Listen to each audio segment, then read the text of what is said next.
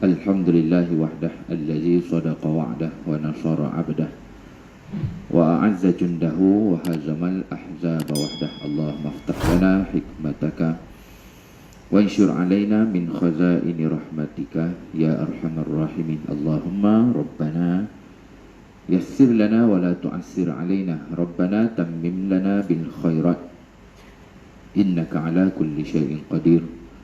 Walhamdulillahi rabbil alamin. Assalamualaikum warahmatullahi wabarakatuh. Alhamdulillah, ibu-ibu, muslimat-muslimat, para tetamu Allah, sama-sama marilah kita mulakan pertemuan yang penuh barakah yang berlangsung di lokasi, di tempat yang penuh kemuliaan, iaitu di rumah Allah ini. Dengan sama-sama kita panjatkan, kita rafakkan setinggi kesyukuran dan setinggi puji-pujian kehadrat Allah Subhanahu wa taala atas segala kurniaan, segala rezeki-rezeki dan nikmat Allah Subhanahu wa taala yang masih lagi dipinjamkan, masih lagi dipanjangkan kepada kita. Alhamdulillah, sampailah ke pagi ini dengan izin Allah SWT setelah berbulan-bulan kita berhadapan dengan musibah, musibah yang saya rasa tak pernah kita alami. Ibu-ibu sekalian yang lebih veteran daripada saya pun rasa tak pernah jumpa lah keadaan masjid dan surau itu tak boleh kita datang, walaupun tak ada musuh dan tak ada peperangan, tak ada penjajahan dan sebagainya. Daripada bulan 3 sampai bulan 8, 4 bulan lebih kita tak bertemu. Jadi kalau ada pun mungkin yang ikuti kuliah kita secara online lah di Facebook saya, ataupun kalau siapa yang friend. Jadi alhamdulillah pagi ini dengan izin Allah Ta'ala kita dapat bertemu sekali lagi. Yang mungkin dia akan hujan ke, ataupun mungkin dia akan masih ada lagi yang cuti, sebab kalau ikut hari ini sekolah masih cuti. Jadi mungkin ada yang di kampung dan sebagainya. Jadi sebab itulah saya sebenarnya tengah buat secara online juga. Ni handphone duk tegak ni. Sebab ada, saya tak tahu, mungkin ada di kaum muslimat yang kenal juga, yang tanya saya semalam. Dia kata dia masih di kampung, tak dapat hadir pagi ini. Dia tanya ada live ke tidak. Jadi saya cuba usulkan tu yang ada live juga lah. Jadi macam biasa, kalau siapa yang ikut kuliah-kuliah kita secara live, saya usulkan lah kita di surau ni juga akan dibuat secara live. Cuma harapnya bila dah ada live ni jangan sampai tak datang lah pula kan. Itulah masalahnya pula. Dia harap-harapnya live ni sebagai alternatif kepada sahabat-sahabat yang memang tak dapat datang, ada keuzuran dan sebagainya. Cuma yang memang dah friend dengan Facebook saya ni, tolong war-warkan saya punya alamat Facebook. Dan tengoklah kalau memang ada online, adalah. Kalau tak ada, tak adalah. Okey lah. Kalau surau sendiri apa, tak ada masalah. Cuma kalau surau yang buat tu memang kesian juga, kena ada orang datang set upkan apa semua. Saya buat ni kat Facebook saya. Maknanya lepas daripada tu baru masuk kat surau punya lah. Tapi kalau total live ni yang sekarang ni memang kena buka Facebook saya lah. So jadi macam biasa, siapa yang memang pernah dapat kuliah-kuliah saya daripada YouTube surau, itu lepas kuliah. Lepas kuliah saya bagi link kepada Haji Amin, barulah akan di-convert kepada YouTube. Tapi yang live betul-betul pada 9.30 pagi ni kena buka dekat saya punya Facebook lah. Baik, jadi ibu-ibu minta Allah Ta'ala, setelah lama kita tak bertemu secara langsung dalam pertemuan di kuliah, dia dapat bertemu balik pada pagi ini. Jadi saya harapkan ada yang ingat lagi, jangan habis lupa kan. Bergabuk Al-Quran saya pun tak tahu dah mana tempat kita ngaji. Jadi kalau memang ikut secara live kita sambung. Cuma ada beberapa kuliah yang saya pun tak dapat nak lama-lama sangat, kalau yang online dululah. Baik, jadi kalau kita tengok pada pertemuan terakhir secara online dulu, sampai ayat 36 surah Al-Baqarah. Dia jadi lama sebab cerita ni memang panjang.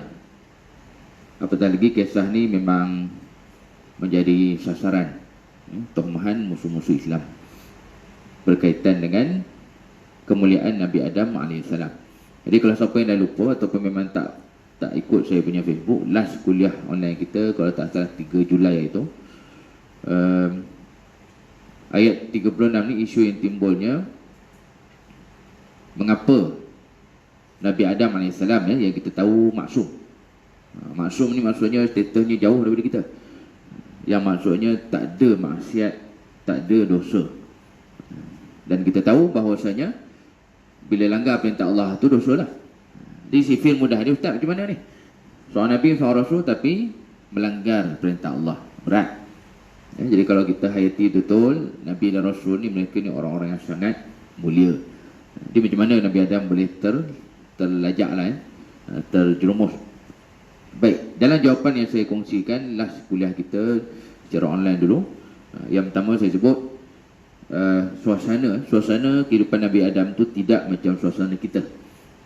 Nabi-Nabi yang lain pun tak pernah menghadapi suasana macam Nabi Adam.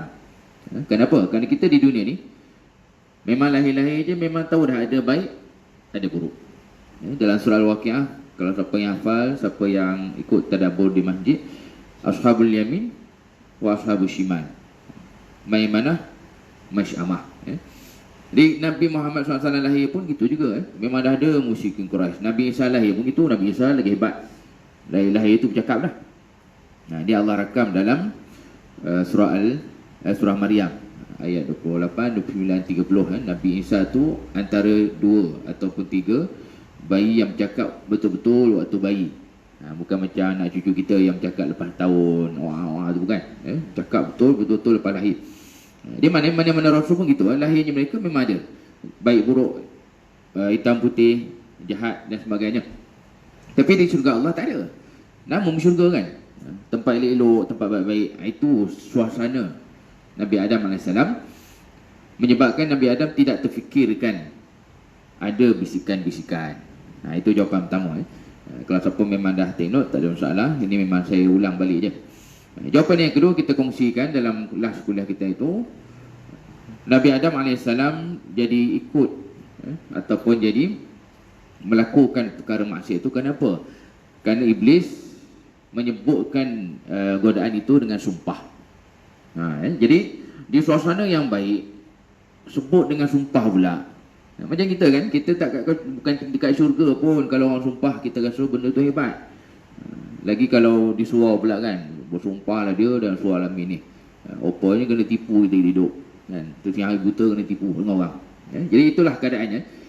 Di tempat yang terbaik, orang yang bercakap itu pula dengan cara bersumpah. Itu yang Nabi Adam AS akhirnya melakukan perkara tersebut, walaupun asalnya Rasul-Rasul ni maksum. Ini kena jelas sebab memang kalau banyaklah kita tengok di internet, ini memang kisah jadi tomahan. Tomahan kepada Nabi Adam AS. Macam mana ni? Orang Islam kata Nabi maksum, Rasul ni maksum gitu gini. Dalam masa yang sama boleh pula melakukan maksiat dan juga dosa. Baik, jadi kita sambung pagi ini. Ibu-ibu minta Allah Ta'ala. Yang ketiga, yang ketiga ni maksudnya jawapan dan penjelasan Nabi Adam AS sebenarnya dalam keadaan yang bukan betul-betul nak buat, tergoda, terikut. Baik, yang ketiga itulah yang juga dijelaskan oleh para ulama. Sebahagian ulama mengatakan Nabi Adam AS waktu ni waktu yang baru penciptaan berlaku. Kalau macam kita kelahiran kan, baby baru lahir, budak kecil lagi, itu yang dia nakal, buat tak elok. Jadi Nabi Adam AS tidak melalui situasi muda gitulah. Memang dah jadi gitu kan, betul-betul dah jadi tu. Itu yang dipegang oleh sebahagian besar ulama, bahawasanya Nabi Adam AS ketika diperdayakan itu, baginda belumlah lagi diangkat menjadi Rasul. Di mana kerasulan itu belum mula. Kerasulan itu belum lagi bermula. Yang maknanya awal-awal tu Nabi Adam AS masih seorang manusia biasa.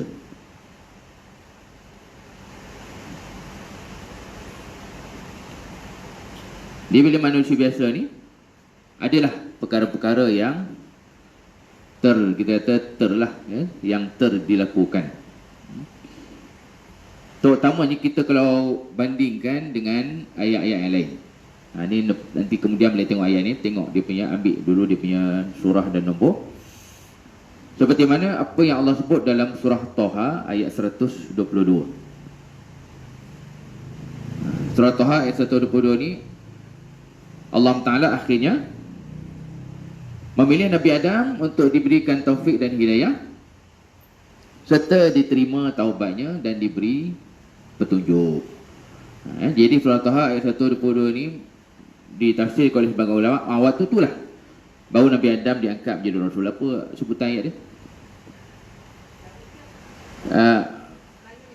Tak, sebutan Arab je lah. Ayat 122. Summa jitabahu rabbuhu fataba alaihi wahada. Itu ayat 122 surah Taha. Jadi sebagian besar ulama kata lepas Nabi Adam AS diterima permohonan ampun, maaf dan taubatnya, fataba alaihi, Allah beri taubat, wahada, dan Allah memberi petunjuk. Jadi ayat 122 surah Taha ni menegahkan lepas itu baru Nabi Adam diberi petunjuk dan diangkat menjadi Rasul. Dia kisah terpedaya ini adalah kisah ketika baginda belum lagi diangkat menjadi Rasul. Kalau kita orang biasa ni, waktu umur muda remaja gitu, waktu budak umur kanak-kanak gitu lah. Jadi Nabi Adam AS tidaklah melalui zaman kanak-kanak, tidak melalui zaman remaja. Sebab Nabi Adam diciptakan langsung oleh Allah Subhanahu Wa Taala. Ini yang ketiga. Yang ketiga daripada apa yang dijawab oleh para ulama, bahawa Nabi Adam AS tidaklah dengan sengaja dan baginda pun waktu tu belum lagi seorang Rasul. Baik, jadi itu boleh tengok sendiri lah. Kita tak bincang ayat tersebut sebab kita tengah bincang ayat 36 daripada surah Al-Baqarah. Baik, lalu di sinilah yang ketiga ni juga boleh kita kaitkan dengan surah Al-A'raf ayat 23. Apa doa taubat tu? Ni doa taubat ni sangat elok untuk kita amalkan. Ayat 23 surah Al-A'raf, kalau tak salah saya ayat muka surat atas sekali, awal muka surat. Yang sebenarnya ayat 23 surah Al-A'raf ni adalah doa yang dibaca oleh Yang Amat Berhormat Perdana Menteri kita dalam ucapan beliau awal-awal PKP dulu. Kalau siapa ingat, Perdana Menteri kita sampai baca doa di dalam ucapan beliau live Satu Malaysia tu lah.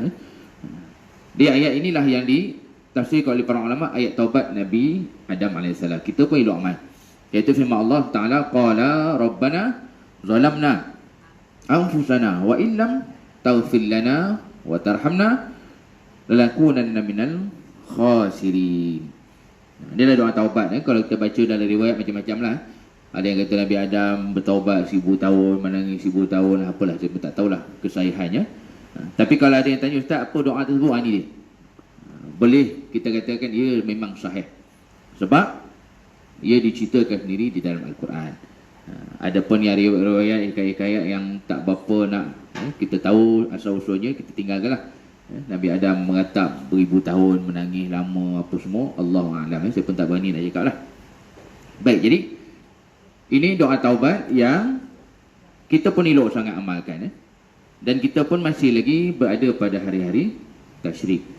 Harilah dengan Jumaat, Sabtu, Ahad, Isnin. Ini harilah tasyrik. Yang saya yakin daripada awal Zulhijjah itu, kalau tidak di kuliah-kuliah pun, saya yakin ibu-ibu sekalian dah baca di WhatsApp, di Facebook, kita sedang berada pada hari-hari terbaik dalam setahun. Jadi saya ulas sikit lah, walaupun dah berlalu dah pun.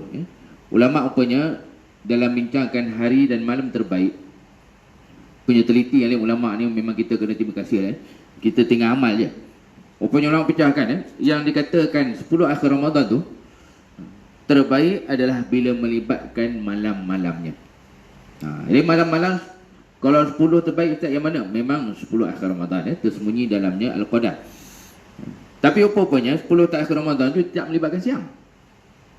Yang terbaik untuk siang Maksudnya daripada terbit fajar sampai ke maghrib. Yang terbaik ini disebut oleh sebahagian besar ulama bukanlah 10 akhir Ramadan, tapi 10 terawal Zulhijjah. Yang kita baru je lepas dan kita masih pada hari tasyrik lah. Jadi kalau ada yang kata, Ustaz, maknanya kita sekarang ni lebih baik daripada 10 akhir Ramadan ke? Ya. Kalau yang ditanya itu adalah waktu siang. Jadi satu kerugian sebenarnya, lagi kita orang mengaji ni kan. Kalau 10 awal Zulhijjah ni kita rasa macam biasa. Lagi tahun ni PKP kan. Haji pun 1000 orang je buat, korban pun tak berbanyak. Alah Ustaz, saya tak rasa pun aura dia. Kan, lagi musim ni musim hujan lah kan. Haji hujan pula kita sekarang. Jadi kalau tak dapat buat hebat-hebat sangat pun, ingatlah apa yang kita buat selalunya pada 10 akhir Ramadan tu. Jadi dapat on par pun okey lah. Dapat sama hebat pun jadilah. Sebab dia jadi jangan 10 akhir Ramadan sungguh-sungguh sampai qiyam. Kan, saya waktu qiyam di Majlis Syu'an ingat lagi. Masa buat qiyam 2 tahun lepas kot. Jadi terkejut bila tengok jemaah kita sungguh-sungguh ni, sampai ada jemaah kita bawa kelambu tidur kat masjid tu. Kan, kita kelambu ni selalu budak-budak kan. Saya anak 3 orang tak pernah ada yang guna kelambu. Berkelambu dia. Itu nak kata bersungguh-sungguh kita beribadah 10 akhir Ramadan. Tapi malangnya 10 awal Zulhijjah tak ada kemahuan yang sama. Jadi benda tu rugi sangat. Dalam hadis sahih Nabi sampai compare dengan jihad. Sebab bila Nabi kata 10 awal Zulhijjah ni yang paling terbaik dalam setahun, sahabat macam kita juga. Sahabat compare terus. Wahai Nabi, adakah ya lebih baik, lebih Allah cintai daripada jihad? Nabi kata ya. Bahkan Allah lebih cintai 10 awal Zulhijjah ni dibandingkan dengan jihad fi sabilillah. Melainkan satu je yang lebih hebat. Yang lebih hebat daripada 10 awal Zulhijjah ni hanyalah orang yang pergi berjihad lalu tak balik dah. Dia nak dapat jihad lepas tu tak balik dah. Memang susah kan, kita tak minta lah perang kan. Memang perang ataupun apa saja melibatkan kehancuran ni kita minta jauh lah. Dia nak dapat jihad lalu tak balik syahid terus ni memang susah. Kita usul ke lain ni. Jadi kalau kata dah terlepas pun, tapi kita masih lagi pada hari terakhir, hari-hari tasyrik. Ini saya ulas sekali isu semasa untuk kita jangan sampai terlepas pandang. Sebab kita bersungguh-sungguh 10 takhir Ramadan ni memang tak payah nak bagi tahu kan, tak payah ajar lah. Tapi 10 awal Zulhijjah ni orang kata lemah aja. Di kalangan kita orang yang lazim dengan ilmu ni pun rupa ramai yang masih belum tahu. 10 awal Zulhijjah boleh kata setaraf dengan 10 akhir Ramadan. Cuma 10 akhir Ramadan malam, 10 awal Zulhijjah siang. Jadi kalau 10 akhir Ramadan tu Allah yang sebut sebenarnya. Dalam ayat terakhir surah Al-Qadar, salamun hiya hatta matla'il fajar. Dia salamun tu maksudnya kejahteraan ke, kehebatan ke, keberkatan ke, kurniaan malam Al-Qadar tu sampai terbit fajar je. Hatta matla'il fajar, sampai terbit fajar. Kita selama ni pakai borong kan. 10 akhir Ramadan tu dengan siang-siang pun kita sungguh-sungguh. Okey, tak ada masalah. Tapi bila kita abaikan 10 awal Zulhijjah ni jadi macam pelik lah. Yang sebenar-benar siang terbaik tu sekarang ni. Adapun Ramadan tu adalah malam-malamnya. Baik. Jadi balik kepada jawapan yang kita sebutkan di sini. Maka Nabi Adam AS waktu itu baginda belum diangkat menjadi Rasul. Lepas tu, lepas diterima taubatnya, lepas diampunkan kesalahannya, barulah Nabi Adam jadi Rasul. Yang waktu jadi Rasul tu tak ada dosa dah Nabi Adam buat. Tak ada benda salah lah Nabi Adam buat. Dia diangkat menjadi Rasul. Bagi ulama kata ayat 100 berapa ni? 121 122 surah Taha, itu ayat Nabi Adam diangkat menjadi Rasul. Yang doa taubatnya apa? Doa taubat Nabi Adam ayat 23 surah Al-A'raf.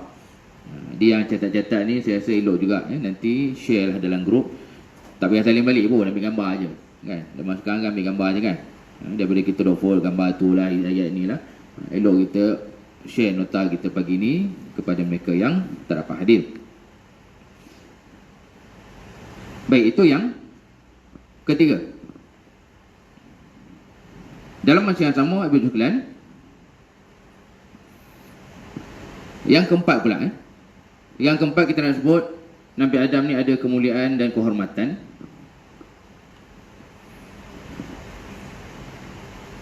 Lebih menguatkan lagi, waktu godaan yang berlaku baginda belum jadi Rasul, iaitu apa yang Allah sebut dalam ayat 20 surah Al-A'raf. Ayat 20 surah Al-A'raf. Catat je lah dulu. Kalau siapa yang ingat, ini kisah betul lah, ataupun pernah baca, Nabi Adam dan Hawa ni bila makan buah ni, keadaannya jadi mengaibkan. Aib yang saya rasa kita pun tak nak buat lah, kan? Tak terfikir nak buat, walaupun kita orang biasa.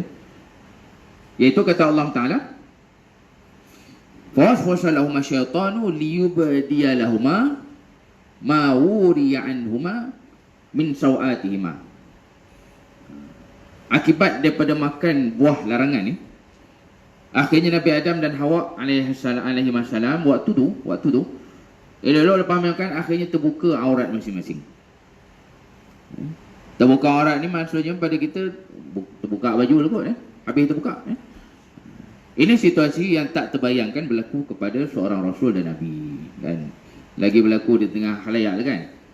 Bila Allah sebut gitu, maknanya mungkin dia jadi serta-merta lah, makan terus terbuka. Jadi inilah yang disebut oleh para ulama, keadaan ini bukan keadaan yang layak kepada seorang Rasul. Macam mana Rasul boleh pula dalam masa yang sama terbuka auratnya di khalayak ramai.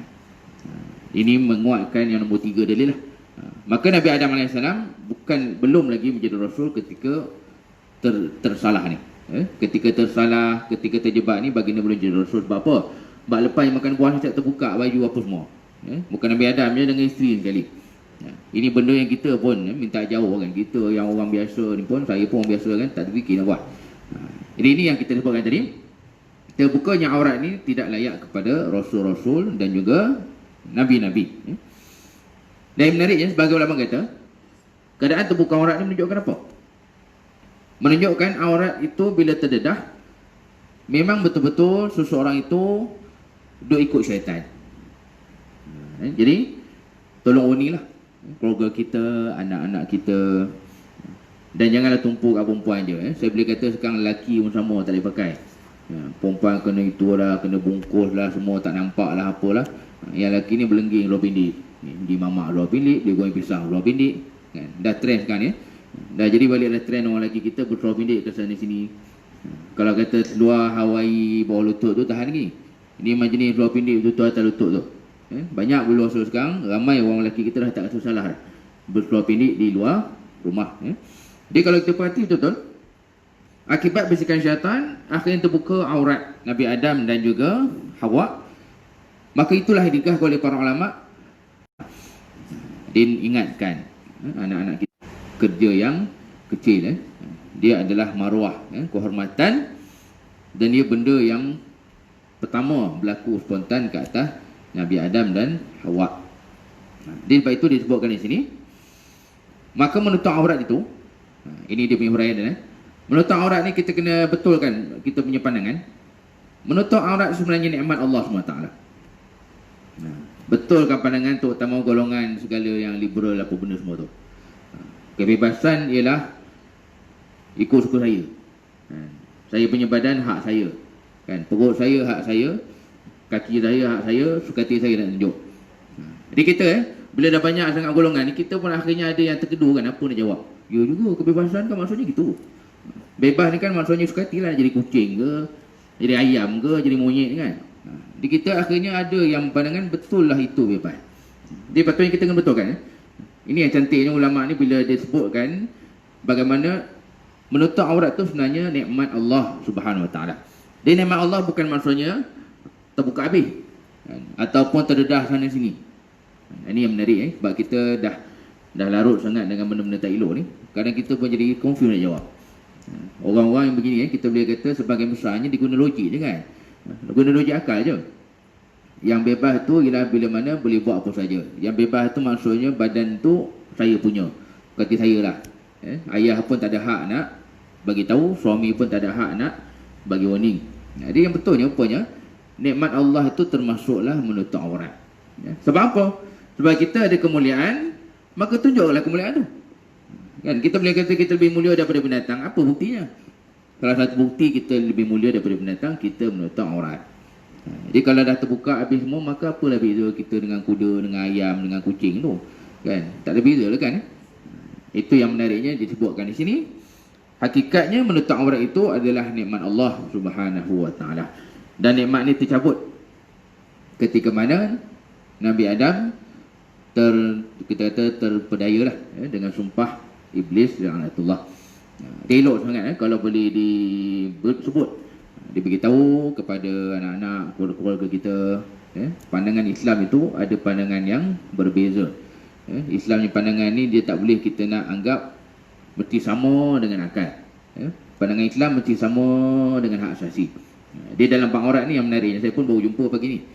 Ayat yang cantik ni, bahawasanya menutup aurat itu nikmat Allah SWT. Di nikmat ni bukan maksudnya bebas ikut suka, nak jadi macam kambing, nak jadi macam lembu, ikut pakai buka aja. Tapi nikmat Allah itu adalah bila kita mengikut aturan Allah Subhanahu Wa Taala. Baik, ibu-ibu sekalian, ini sambungan daripada ayat yang kita bincangkan dalam kuliah yang lalu, ayat 36 daripada surah Al-Baqarah.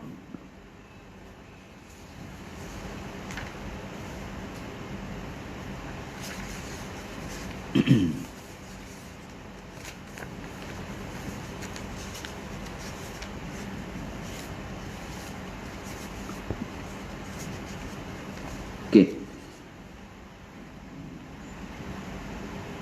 Lalu kata Allah Ta'ala, فَأَخْرَجَهُمَا مِمَّا كَانَا فِيهِ. Baru kita sambung balik. Dia yang panjang-panjang jela tadi tu, فَأَزَلَّهُمَا syaitan. Kita nak tegaskan, Nabi Adam bukan sengaja nak buat tu. Bahkan sebagai ulama kata, waktu tu belum jadi Nabi pun. Itu yang panjang lebar tadi, فَأَزَلَّهُمَا syaitan anha. فَأَخْرَجَهُمَا مِمَّا كَانَا فِيهِ. Lalu kata Allah Ta'ala, maka mereka dikeluarkan daripada nikmat yang mereka berada di dalamnya, iaitu dikeluarkan daripada syurga Allah Subhanahu Wa Ta'ala. Baik, jadi pada bahagian ini pula, ibu sekalian, kita masuk kepada bahagian baru. Jadi cerita tadi habis dah. Ayat ini menegaskan apa? Ayat ini menegaskan Nabi Adam AS dan isterinya itu dikeluarkan oleh Allah Subhanahu Wa Ta'ala. Dia bukan maksudnya mereka yang nak keluar dalam keadaan ia berlaku akibat daripada kesalahan tersebut. Di atas apa yang Allah kehendaki, jadilah mereka keluar daripada tempat tersebut. Ini pun lama dah kita bincang. Saya rasa saya siap bagi nota dulu. Adakah tempat mereka itu syurga ataupun satu lokasi? Sebab kita ada bincang dulu sampai ke tahap macam mana Iblis boleh menghasut. Habis dah, kita dah bincang sebelum PKP dulu. Iblis tak macam mana boleh menghasut kalau tempat tu syurga kan? Macam mana Iblis boleh duduk dalam syurga pula? Ini selesai dah kita bincang. Jadi keluarlah mereka memakan nafik di tempat yang ada nikmat, di tempat yang hebat tu. Akhirnya mereka diarahkan keluar oleh Allah Subhanahu Wa Ta'ala. Jadi daripada ini satu yang kita ambil, adapun dia punya hikmah, cerita dan sebagainya, kita serahkanlah kepada Allah. Sebab kalau baca apa yang orang tulis ni macam-macam. Orang buat andaian macam-macam. Terutamanya ada yang kata tempat tu transit je, yang betul-betulnya Allah nak hantar ke dunia kan? Jadi syurga tu betul-betul transit ke, ataupun memang sebenar-benar tempat Nabi Adam dan Hawa? Allahu a'lam. Kita kata Allah dan Allah sajalah yang tahu adakah betul syurga tu hanyalah transit kan. Ini adalah di antara rahsia Allah Subhanahu Wa Ta'ala. Yang betul nyatanya apa yang kita dah bincang dulu ayat awal muka surat. Bagaimana asal Nabi Adam diciptakan untuk menjadi khalifah. Jadi maknanya mungkin tempat itu tempat Allah jadikan sementara ke, transit ke, macam mana kita pun tak tahu lah. Kita serah kepada Allah SWT. Lalu yang menariknya Allah sebut lagi, wa qulna bitu ba'dukum li ba'din adu. Kalau kita tengok ayat ni dalam bahasa Arab tu, ni kalau siapa ikut kelas bahasa Arab mungkin boleh relate kan. Saya tak tahulah dah belajar ke belum. Dah mula ke Syam kelas bahasa Arab? Online. Oh, yang bertemu ni belum lagi. Okay, kita tengok fa akhrajahuma. Huma ni kalau siapa yang memang dah ada basic, huma ni maksudnya mereka berdua. Dua Baik, itu dalam ayat-ayat berkaitan dengan kisah Nabi Adam ni. Macam tadi juga Iblis bersumpah tu kepada mereka berdua. Begitu juga terbuka aurat tu mereka berdua. Dia dulu saya dah sebut kalau ada ibu sekalian terbaca di Facebook ke mana-mana ke, orang kata Hawa itu yang membisik dan menghasut Nabi Adam, sebenarnya tak betul. Sebab dulu kan selalu kita dengar kan, itulah dia ustaz, kadang-kadang suami pun tunduk ke isteri kan. Kalau kata Nabi pun akhirnya ikut kata bini. Bini ni memang kerjanya membisik je. Jadi yang betul-betulnya Allah sebut dalam Al-Quran, dengan Nabi Adam pun sama, kena bisik dengan iblis tu, bukan Hawa tu yang bisik, iblis tu yang bisik pada Nabi Adam. Dia waktu dikeluarkan pun mereka berdua, Huma tu mereka berdua, Nabi Adam dan pasangan. Tapi yang menariknya, lepas tu waqul nahbitu, lalu kata Allah Ta'ala, ihbitu ni, ihbitu tu kalau siapa boleh tengok, ia ada waw situ, waw yang maksudnya waw jamaah, waw ramai. Jadi bila waw ramai ni maksudnya apa? Yang disuruh keluar ni maksudnya semua sekali dengan iblis, bukan dua lagi dah. Itu pentingnya kita teliti dalam mengkaji dan mengambil ilmu daripada ayat-ayat Al-Quran. Dia jangan kita pakai borong tu. Huma dengan ibu tu sama, tak sama. Bah Huma tu Nabi Adam dan juga pasangannya, ibu tu jadi ramai. Dia bukan lagi dua lah tu. Kalau ibu tu maksudnya lebih daripada dua, sebab dia menunjukkan jamak ataupun ramai. Bila ihbitu tu maka dengan syaitan iblis pun Allah suruh keluar. Sebab itulah lepas ihbitu tu apa? Habis pula bateri. Dengar aku Lepas ihbitu tu kalau kita lihat, kata Allah, ba'dukum li ba'din adu. Dia kalau kita kata yang keluar tu berdua, jadi pelik lah. Nabi Adam lepas tu musuh dengan bini dia sendiri. Ba'dukum li ba'din adu tu, kamu menjadi musuh sesama kamu. Ataupun kalau kita lihat terjemahannya, sebahagian kamu menjadi musuh kepada sebahagian yang lain. Maka ba'dukum li ba'din adu tu menunjukkan bukan merujuk kepada Nabi Adam dan Hawa je keluar, tapi keluar belaka-belaka disuruh oleh Allah Subhanahu wa taala. Dia kalau kata ihbitu tu berdua je, dia akan jadi pelik. Ayat tu macam kata Nabi Adam lepas tu bermusuh pula dengan bini sendiri. Jadi itu yang kita lihat, ketelitian kita dalam membaca ayat-ayat Allah ni sangat penting. Maka yang berdua itu adalah fa akhrajahuma, Nabi Adam dan Hawa. Tapi selepas daripada itu, ia ayat yang menunjukkan semuanya disuruh keluar oleh Allah Subhanahu wa taala.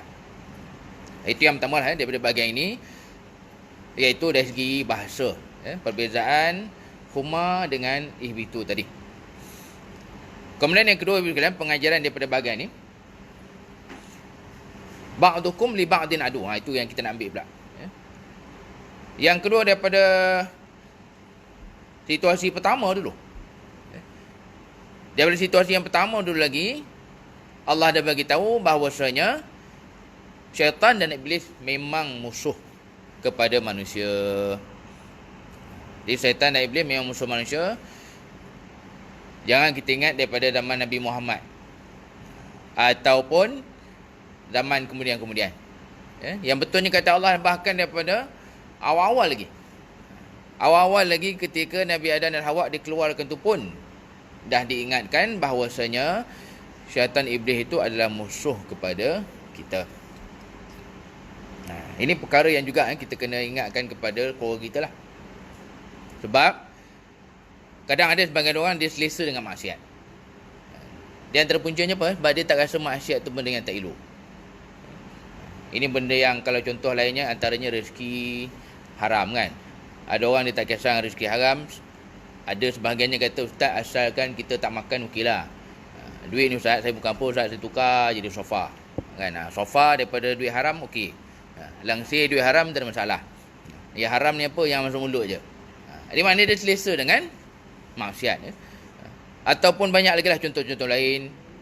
Mereka-mereka yang mungkin salah gunakan kuasa, ataupun orang-orang yang tak rasa salah bila ada hubungan yang tak betul dengan lawan jantina dan sebagainya. Jadi ini perkara yang kita kena ingatkan, terutama keluarga kita, anak-anak kita.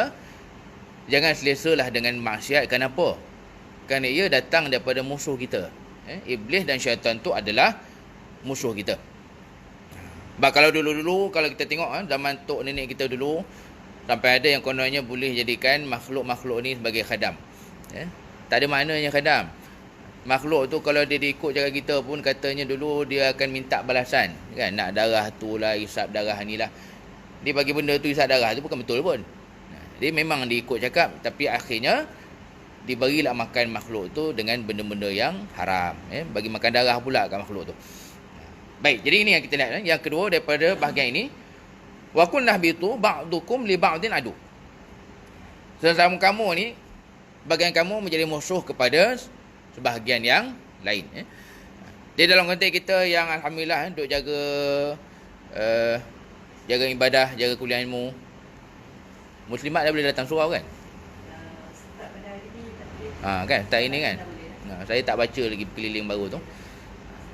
Dia start daripada subuh tadi kan? Jadi muslimat dah boleh datang ke surau untuk solat. Bukan kuliah je, untuk solat pun dah boleh datang. Di maknanya untuk kita-kita ni jangan kita lupalah. Termasuk perkara-perkara yang datang dari syaitan itu adalah apa saja yang menyebabkan kita rasa bangga, sombong, nak menunjuk. Macam sekarang ni kan tengah musim korban kan? Duk seronok dia beritahu kat orang, saya tahun ni masuk 10 bahagian korban. Dia ambil paling murah kan? Paling murah saya tengok ada korban tahun ni satu bahagian 200.5. Sampai kita pun rasa tak pernah yakin 200.5 tu bahagian. Dekat Afrika lah dia buat. Itu maknanya kalau buat 10 bahagian baru 2,500 kan? Dia jangan pula ada di antara kita yang mungkin maksiatnya bentuk tu. Dia tak menipu, tak makan rasuah. Dia tidak buat yang berat-berat ni, tak bunuh orang apa semua. Tapi ada pula yang terjebak dengan maksiat hati ni. Kan? Dia dah buat amalan tapi dalam masa sama tak dapat nak menjaga hati, tak dapat nak menjaga keikhlasan. Itu pun jaga juga. Ini orang kata maksiat ahli surau lah. Kan? Maksiat ahli surau, ahli masjid ni memang dia unik sikit. Kan? Merompak tidak kan? Kita ni jangan kata merompak tiap-tiap hari bangun tahajud. Tapi rupanya adalah maksiat bentuk lain. Dalam konteks korban ni, saya yakin kita dah dengar selalu. Kita jangan lupa. Bahkan korban ni pun pernah ditolak oleh Allah. Kan? Kisah yang dirakam dalam surah Al-Maidah ayat 27. Ingat tu, cerita yang berlaku kepada anak Nabi. Kita ni anak wali Allah bukan kan? Kalau kata ada orang kita yang hebat-hebat mungkin anak tuan guru je kot. Saya pun anak orang biasa je. Dia bayangkan, anak seorang Nabi pun korban ditolak oleh Allah, yang kita rasa benda ni macam confident je. Kan? Rasa hebat kan? Rasa SS syok sendiri je.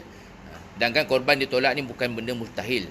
Dah pernah berlaku pun ketika mana manusia masih lagi di awal zaman kejadiannya. Itu yang kalau kita tengok Allah sebut dalam firman-Nya, fatuqabbala min ahadihima wa lam yutaqabbal minal akhar. Yang nak buat korban dua orang, tapi seorang diterima, seorang lagi ditolak. Dia jangan kita rasa overconfident. Apa je amalan, apa je ibadah, ikhlas kalau niat. Mudah-mudahan kita buat tu untuk keridhaan Allah Subhanahu Taala, bukan nak tunjuk, bukan nak bagi tahulah.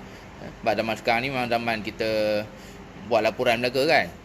Kita bukan ahli NGO pun duk masuk dalam Facebook kan. Bukan ahli mana-mana badan pun duk tunjuk dalam WhatsApp kan. Duk bagi laporan. Orang tak minta laporan pun kita yang hantar laporan. Alhamdulillah tahun ni, hari ni hari ketiga buat korban. Oh, bagi tahu orang juga. Bagi tahu buat korban sudah kan. Berapa hari buat korban pun cakap juga.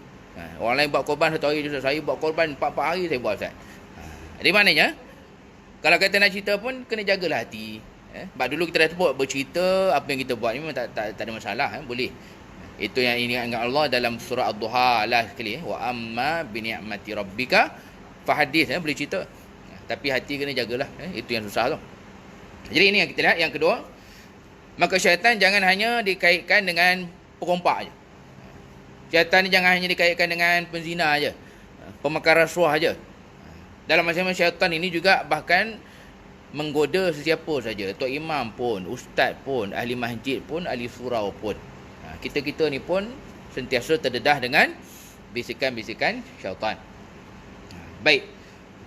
Kemudian yang ketiga, Ibu sekalian, masih lagi bahagian ni, kita nak tegahkan perkataan adu tu. Ni ada kaitan dengan yang pertama tadi lah. Dia bila syaitan itu adalah musuh, iblis itu adalah musuh. Maka sebahagian daripada kejahatan itu dihiaskan jadi cantik. Ini yang bahaya. Dihiaskan maksiat tu jadi cantik, yang akhirnya kita pun tertipu. Padahal benda tu benda tak elok. Benda tu benda maksiat, datang daripada apa? Datang daripada makhluk yang jahat. Tapi dihiaskan benda tu nampak macam baik. Ini berjaga-jagalah. Macam saya sebut tadi, ada sebagian orang dia rasa benda tu baik dikarenakan ini adalah hak asasi. Hak asasi manusia Ustaz, ikut saya lah. Ataupun bagian orang beranggapan benda tu baik dikarenakan apa? Dikarenakan ia benda yang banyak orang buat. Duit jumpa ni Ustaz, kan saya tak rembat, orang lain rembat. Baik saya rembat. Dia jadi matematik lah kan.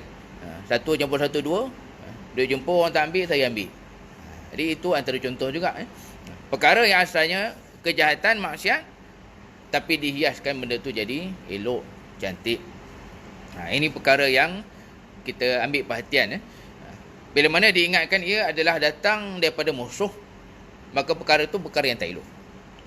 Contoh lain yang saya selalu sebut berlaku banyak kepada orang Melayu, antaranya kesukaan kita melayan was-was. Ini pun Allah sebut dalam ayat 20 surah Al-A'raf tadi. Allah memulakan ayat itu fawaswasa lahuma syaitan liyubdiya lahuma wuri'anhuma min sawatihima. Ayat terbuka aurat tadi lah. Ayat terbuka aurat tadi ayat 20 surah Al-A'raf tu kata Allah awal-awal tu fawaswasa lahuma syaitan. Mereka berdua diwaswaskan oleh syaitan. Oleh iblis tu. Jadi jangan kita anggap maksiat-maksiat kejahatan ni benda-benda besar je. Yang dia nampak dalam berita je kan. Bahkan maksiat itu juga datang dalam bentuk waswas. Itulah yang selalu saya sebut dalam surah An-Nas, min syarril waswasil khannas. Dia waswas ni Allah sebut tengah-tengah dia benda syar.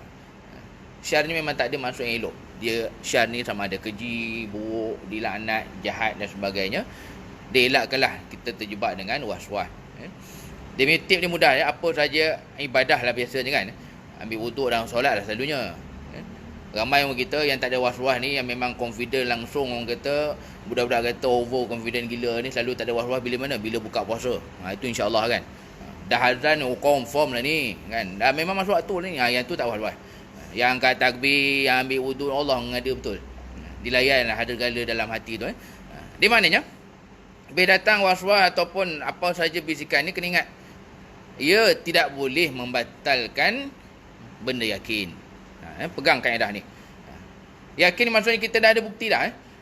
Kita memang dah ambil wuduk, dah basah baju ni pun. Maknanya memang dah ada lah wuduk tu. Jangan dilayan was-was yang datang.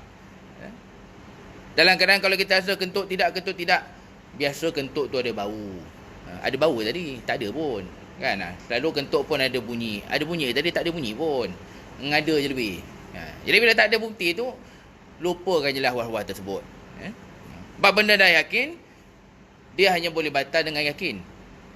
Dia tak boleh batal dengan benda-benda was-was. Sebab itu jadi dosa. Siapa yang tengah solat, fardu lah maksudnya, dia batalkan ikut suka, dah rakaat kedua, dah tengah baca Al-Fatihah, suka letak tangan balik, angkat takbir, berdosa besar tu. Mata-mata dengan was-was yang bukti tak ada pun. Tak ada bukti pun, duk layan hati je. Saya sebut ni sebab ia memang antara soalan yang saya selalu dapat di satu kuliah Tuhan tempat lain lah. Ada orang yang memang tak tahu lah apa penyakitnya, memang dia banyak sangat bisikan kot. Dia hati-hati. Jangan sampai waktu tengah buat ibadah wajib, kita main batalkan je berdosa tu. Baik ibadah wajib tidak boleh dibatalkan saja-saja, melainkan ada bukti. Macam puasa ganti lah. Puasa ganti sesaja batal sebab apa? Tiba-tiba kat office tu ada kenduri dah. Kenduri farewell lah kan. Tak tahu semalam kita dah puasa ganti hari ni.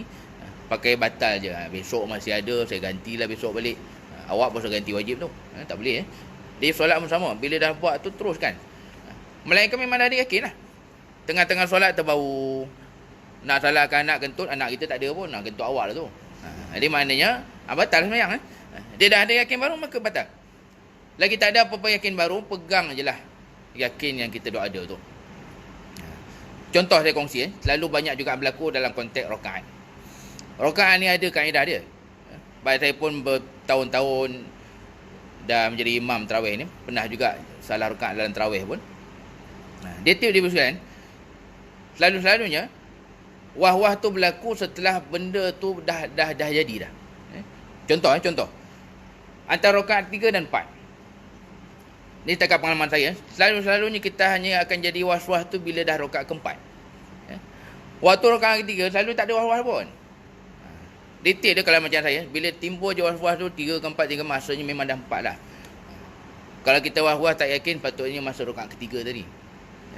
Kita tak ada was-was rakaat ketiga sebab apa? Sebab kita baru bangun daripada tahiyat. Jadi bila bangun daripada tahiyat, selalunya waktu tu memang tak ada. Rakaat keempat selalu baru timbul. Itu sebenarnya kaedah. Selalunya bila timbul was-was rakaat, sebenarnya kita memang dah 4 dah. Kan? Kita jadi mungkin terlena ke terleka ke. Selalu rakaat ketiga memang tak was-was sebab kita baru je bangun daripada tahiyat. Dia maknanya bila kita was-was je sebenarnya kita dah buat dah. Itu kaedah waktu solat lah. Ni saya sendiri punya petua, saya sendirinya teori lah, sebab saya pun biasa juga lalui bila jadi imam tarawih tu utamanya kan. Mujur tarawih sunat kan. Jadi bila tarawih sunat ni orang kata ringan lah sikit. Itu kaedah. Selalunya 2, 3 ke 4 ke, selalunya kita memang dah buat dah benda tu. Dah betul dah. Sebab kalau kata kita selalunya bila buat yang jumlah sebenar tu, kita tak ada timbul was-was pun. Itu kaedahnya saya kongsikan lah. Tak ada masalah. Kalau kata kita masih tak yakin juga, tambahlah. Ni saya bagi kaedahnya. Kaedah supaya was-was tu jangan ada langsung. Kalau memang kita tetap juga was-was, maka tambahlah. Tapi selalunya macam berlaku kat saya, selalunya bila timbul was-was 3 ke 4, sebenarnya kita dah 4 dah. Kalau 1 ke 2, selalu memang kita dah kat 2 dah. Tapi untuk lebih selamat, memang itulah kaedahnya. Tambah. Sebab saya pernah sekali kuliah Zuhur. Kuliah Zuhur di bank, ibu pejabat bank tu dekat betul-betul dekat depan Muzium Negara tu lah. Jadi kita pun gunalah kaedah kan, tambahlah 1 rakaat bila was-was ni. Tapi bila memang dah tambah tu, otomatik rasa lama pula aku sembahyang ni. Kan? Rasa lama daripada biasa, rasa banyak pula kita punya pergerakan tak habis-habis. Jadi dari situ memang faham lah. Selalu bila tambah tu memang sebenarnya dah terlebih dah. Kan? Was-was tu timbul selalunya bila kita dah buat pun benda tu. Kan? Itu kaedah yang sebenarnya elok juga kalau kita tambah. Tapi untuk jaga jangan was-was, selalunya itu. Tik je ya. Itu memang dia punya hukum lah. Tambah dan juga di hujungnya buat sujud sahwi. Itu memang hukum dia. Ni selalunya kalau melibatkan bilangan, tambahkan 1, kemudian sujud sahwi. Itu memang kaedah. Ini maksud saya kalau kita nak cuba ubah penyakit tu. Kan? Kalau kita cuba nak ubah penyakit tu, pegang tip ni. Bila kita dah was, selalunya kita memang dah berada pada rakaat yang betul dah. Tapi untuk lebih yakin dan lebih baik, tambahlah. Tambah dan juga kita sujud sahwi. Cuma saya doakan yang hadir pada pagi ni mudah-mudahan tak ada lah penyakit was-was ni. Sebab dia memang daripada syaitan pun.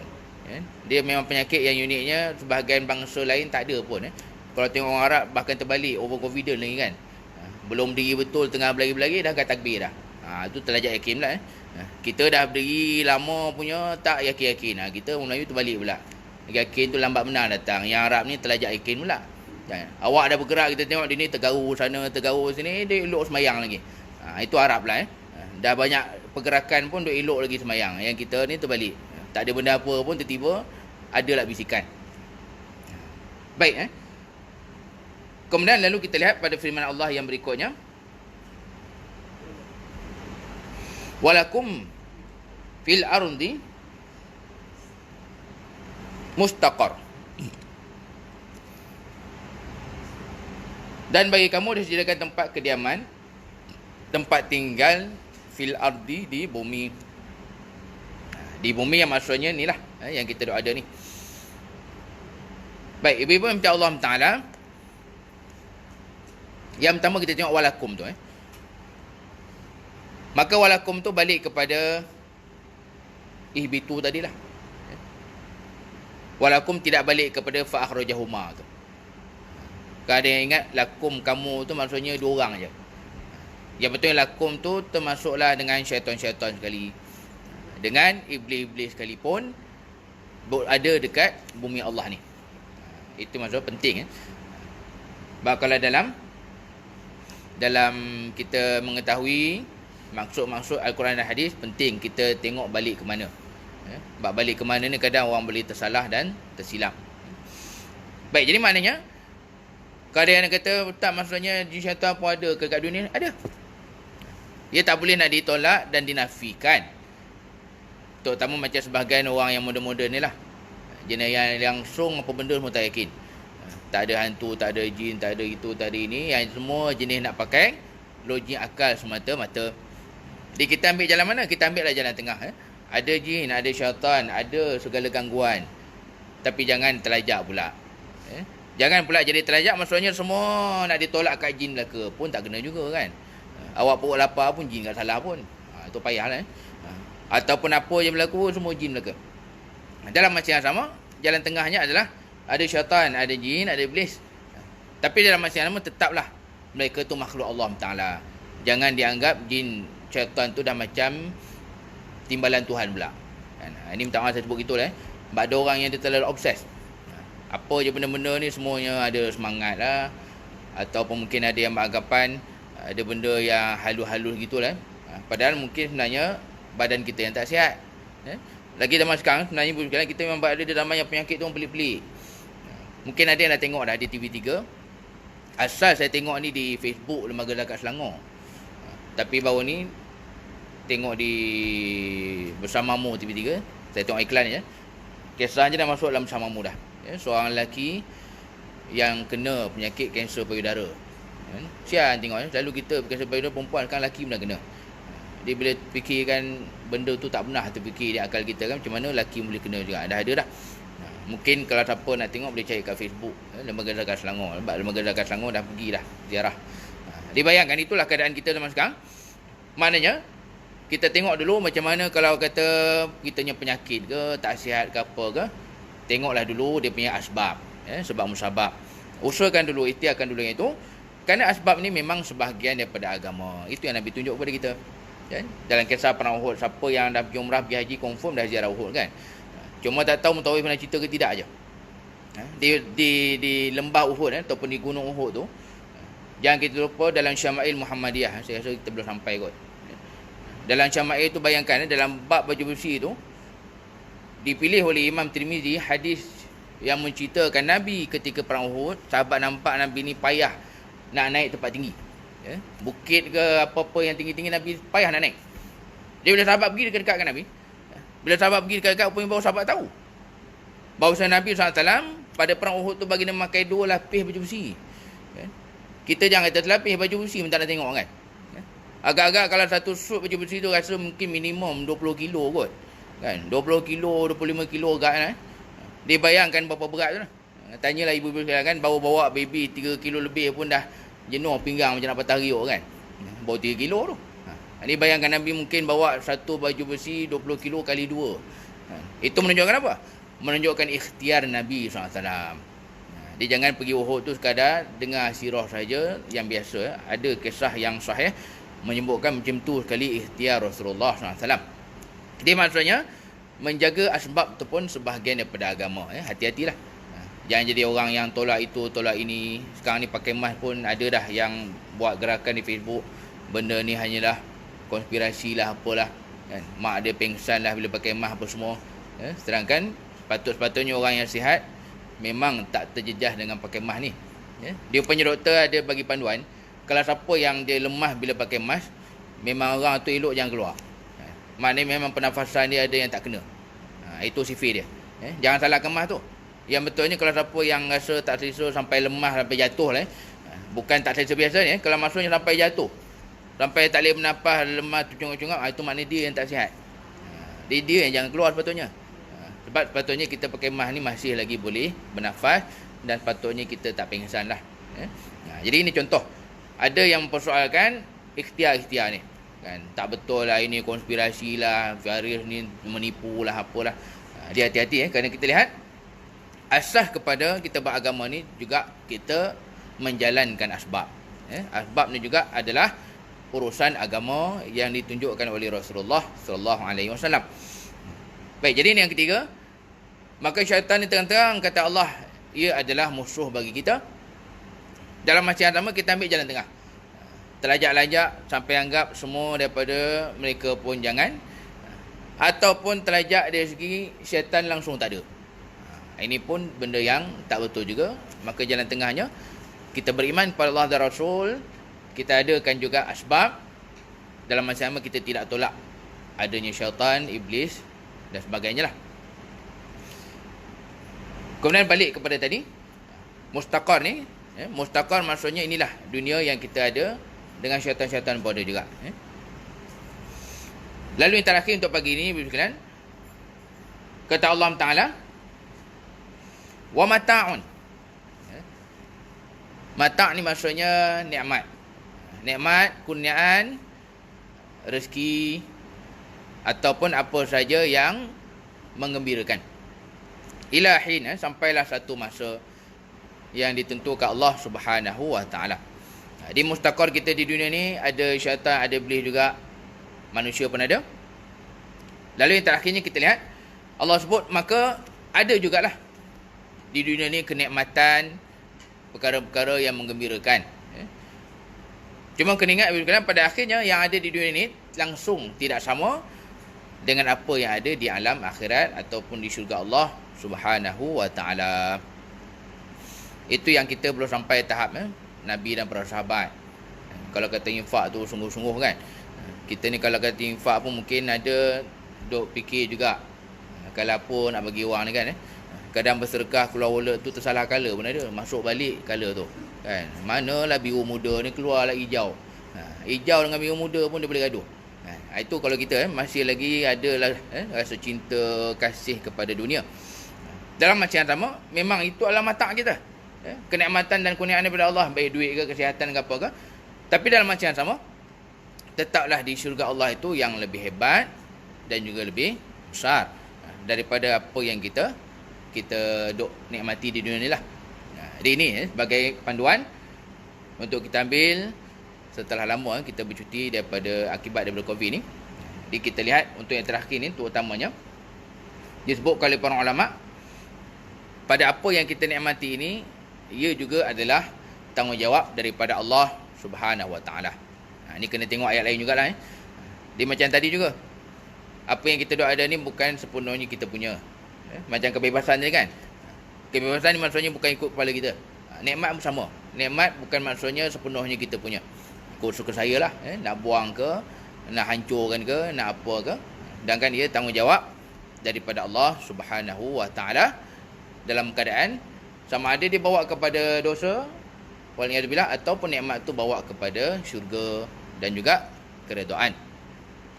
Baik, jadi berkenan, last sekali saya nak sebut, maka daripada nikmat yang kita ada yang Allah sebut ni, antara perkara yang mungkin saya yakin semua kita buat, kembangkanlah nikmat ini secara akhirat, secara ukhrawi. Sebab sekarang tengah trend, saya di Facebook tu banyak ikut orang-orang yang kembangkan duit dia dengan rumah sewa banyak, beli rumah lelong, beli emas lah, emas pun sekarang tengah mencanak balik naik.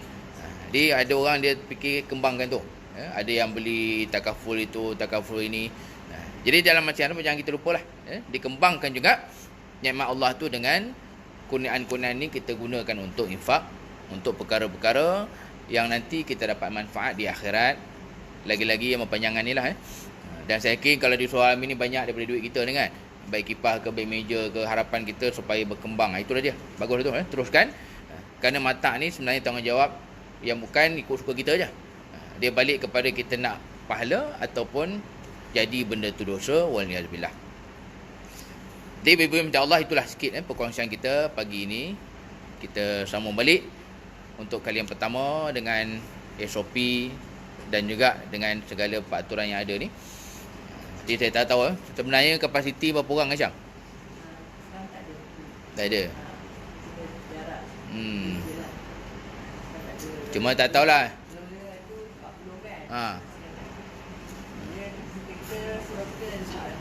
Ya.